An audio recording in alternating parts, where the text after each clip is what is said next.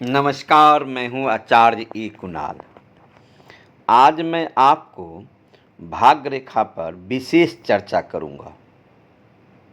भाग्य रेखा का संबंध व्यक्ति के सांसारिक जीवन से होता है। हमारी सफलताओं और असफलताओं का क्या परिणाम होगा तथा जो व्यक्ति हमारे जीवन को प्रभावित करेंगे या हमारे जीवन पथ में जो बाधाएं और कठिनाइयां उपस्थित होगी, उन सब का हमारे जीवन पर क्या प्रभाव होगा, इस सब की सूचना हमें भाग्य रेखा से ही प्राप्त होती है। इसी तरह भाग्य रेखा में आप देख सकते हैं, हथेली में मैंने जो रेखा बनाया है, यह रेखा कई कलर में कई जगह से संपर्क करवाया है। आप देख सकते हैं ये एक लकीर नीचे मणिबंध से उठ कर के शनि पर्वत पर चला गया है। ये लाल लकीर रेड कलर का, ये भाग्य रेखा का ओरिजिनल चिन्ह है। मणिबंध से भाग्य रेखा निकलकर ऊपर की ओर जाती है। कभी जीवन रेखा से निकल करके ऊपर की ओर जाती है, कभी राहु फील्ड से, कभी मस्तिष्क रेखा से, कभी हृदय रेखा से ऊपर की ओर जाती है। लेकिन सबका अलग अलग प्रभाव होता है। हालांकि भाग्य रेखा का आरंभ जीवन रेखा, मणिबंध, चंद्र पर्वत, मस्तिष्क रेखा या फिर हृदय रेखा से भी हो सकता है। यदि भाग्य रेखा जीवन रेखा से आरंभ होती दिखाई दे तथा शक्तिशाली भी हो तो ऐसे व्यक्ति को सफलता, धन प्राप्ति उसकी व्यक्तिगत योग्यताओं के कारण होती है। परंतु यदि भाग्य रेखा का आरंभ कलाई के पास से अथवा जीवन रेखा से के पास से होता है तो इससे सिद्ध होता है कि व्यक्ति आरंभिक जीवन में सगे संबंधी यानी माता पिता या सगे संबंधी की इच्छाओं पर आधारित होगा। इसमें भाग्य रेखा आप देख सकते हैं, एक हरा कलर मैंने दिया है जो मणिबंध से जाकर के ठीक मस्तिष्क रेखा के पास रुका हुआ है। आप देख सकते हैं ठीक मस्तिष्क रेखा के पास यह भाग्य रेखा रुका हुआ है, आगे की ओर नहीं बढ़ रहा है। यदि मस्तिष्क रेखा के पास कोई भाग्य रेखा जाकर सीधी रुक जाए, आगे नहीं बढ़ता हो, तो इससे स्पष्ट होता है, यानी यदि भाग्य रेखा अचानक ही हृदय रेखा के पास जाकर रुक जाए तो व्यक्ति का सफलता में उसके प्रेम संबंधों के कारण रुकावट की सूचक होती है। लेकिन यदि भाग्य रेखा हृदय रेखा से जुड़कर बृहस्पति क्षेत्र पर पहुंच जाए तो व्यक्ति की सफलता उसके प्रेम संबंधों के कारण ही मानी जाएगी। लेकिन यह भाग्य रेखा जो दिखाई दे रहा है हरा कलर में, ये मस्तिष्क रेखा के पास रुका हुआ है। ये इस मस्तिष्क रेखा के बारे में हम जहाँ तक जानते हैं, यदि भाग्य रेखा को मस्तिष्क रेखा आगे जाने से रोक रही हो तो इस बात की सूचक है कि जातक अपनी किन्हीं गलतियों के कारण उसका भाग्य उदय नहीं हो रहा है। कहीं न कहीं अपनी ही गलती के कारण भाग्य में सफलता के बाधक हैं ये।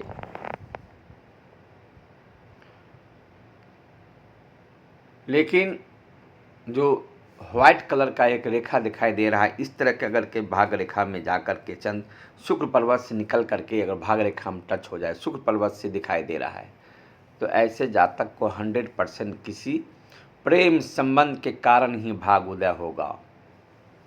ऐसे जातक को किसी से प्रेम होगा और उससे ही भाग्य उदय होगा।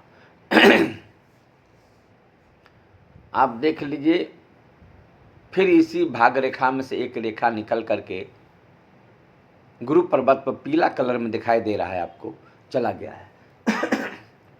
अगर इस तरह किसी का भाग्य रेखा से निकल कर कोई रेखा गुरु पर्वत पर चला जाए तो इसका अर्थ है जिस उम्र में निकला है उस उम्र में ऐसे जातक को भाग्य का उन्नति होगा, मान सम्मान पद प्रतिष्ठा धन का उन्नति होगा। यानी ऐसे जातक उस समय में काफ़ी प्रतिष्ठित हो जाएंगे, मान सम्मान के साथ धन भी मिलेगा और धनाढ़ भी कहलाएंगे। गाड़ी घोड़ा बंगला सब चीज़ का सुख प्राप्त हो जाएगा। और एक देखिए उस ठीक उससे नीचे भाग रेखा, रेड कलर भाग रेखा में से एक काला कलर का रेखा निकलकर मंगल पर्वत की ओर चला गया है। उस समय में भाग्य एक तरह से हरास होगा। जिस उम्र में भाग रेखा से निकल करके मंगल पर्वत पर ये काला कलर वाला भाग रेखा चला गया है, उस समय में इस तरह कोई रेखा बनता है हाथ में, तो उस समय में जातक को भाग्य में वाद विवाद झंझट केस मुकदमा का योग बन जाता है। यानी उस समय में जीवन बड़ा ही टेंशन संघर्ष के साथ जिएगा उस उम्र में। ठीक उससे थोड़ा सा ऊपर जाएं तो एक रेखा पिंक कलर में देखिए मैंने बनाया है जो सूर्य पर्वत पर चला गया है। यदि सूर्य पर्वत पर इस तरह कोई रेखा भाग रेखा से निकल कर चला जाए, इसका अर्थ है जो जातक भाग्यशाली उस समय में घोषणा, प्रतिभाशाली उस उम्र में घोषित होगा जिस उम्र में भाग रेखा से कोई सूर्य रेखा निकल करके सूर्य पर्वत पर चला जाए। यानी भाग रेखा ही सूर्य पर्वत पर चला जाए तो सूर्य रेखा ही कहलाएगा, यानी भाग के सपोर्ट में सूर्य रेखा। तो उस उम्र में जहाँ पर से निकल करके भाग रेखा सूर्य पर्वत पर चला जाए तो उस समय में जातक प्रतिभाशाली कहलाएगा, उस समय में भाग्यशाली कहलाएगा। उस उम्र में अपने प्रतिभा और भाग के सपोर्ट के कारण मट्टी छुएगा सोना होते चला जाएगा। ऐसे जातक उस समय में धनाढ़ हो जाएगा प्रतिभा के साथ साथ। ठीक उस पिंक कलर के नीचे वाला एक रेखा आप देख सकते हैं दिखाई दे रहा है, वो हरा कलर में है, जो बुध पर्वत की ओर चला गया। कनिष्ठा उंगली बुध पर्वत पर चला गया है। जब इस तरह का एक ग्रीन कलर का रेखा जो मैं बनाया है वो रेखा बुध पर्वत कनिष्ठा उंगली के पास चला गया है, पिंक कलर के ठीक नीचे वाले रेखा के पास, तो ऐसे जातक को जिस उम्र में भाग रेखा से कोई रेखा निकल करके बुध पर्वत पर चला जाए उस समय में स्पष्ट होता है ऐसे जातक का व्यापार उस समय में बहुत ऊंचे दर्जा का हो जाएगा। यानी ऐसे जातक उस समय में व्यापार से मान सम्मान प्रतिष्ठा कमाएगा, धन कमाएगा, व्यापार बहुत बड़ा व्यापार करने लगेगा, उसमें व्यापार में चार चांद लग जाएगा, डूबा हुआ व्यापार भी खड़ा हो जाएगा। अब देखिए भाग रेखा मैंने मणिबंध से ऊपर शनि पर्वत पर रेड लाइन में बनाया था। अगर एक बार में नीचे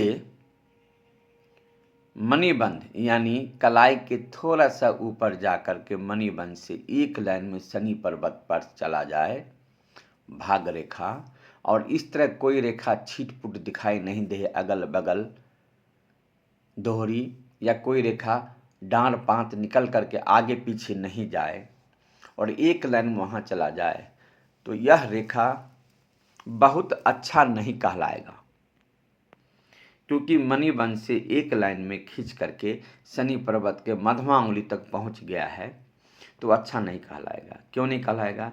ऐसे जातक बात बात पर उल्लंघन का काम करता है। यानी भाग्यशाली रहने के बाद भी ऐसे जातक कई बार अपने हैसियत से ऊंचा काम करना चाहता है जिसमें नुकसान हो जाता है। अपने हैसियत के भी चढ़ बढ़ कर बात करता है, यानी ऐसे जातक किसी भी काम को बॉर्डर लाइन क्रॉस कर जाता है, और बॉर्डर लाइन क्रॉस कर जाने के कारण असफलता जैसे महसूस करता है, बार बार असफलता का मुंह देखता है। लेकिन अगर भाग रेखा से कई रेखा निकल करके ऊपर की ओर चला जाए, सूर्य पर्वत के पास, बुध पर्वत के पास, बृहस्पति पर्वत के पास, या दोहरी भाग रेखा हो जाए, या कोई चंद्रमा से आकर के भाग रेखा में सपोर्ट कर जाए, तो ऐसे जातक का जीवन में किसी प्रकार का कोई कमी नहीं रहता है, भाग्यशाली कहलाता है।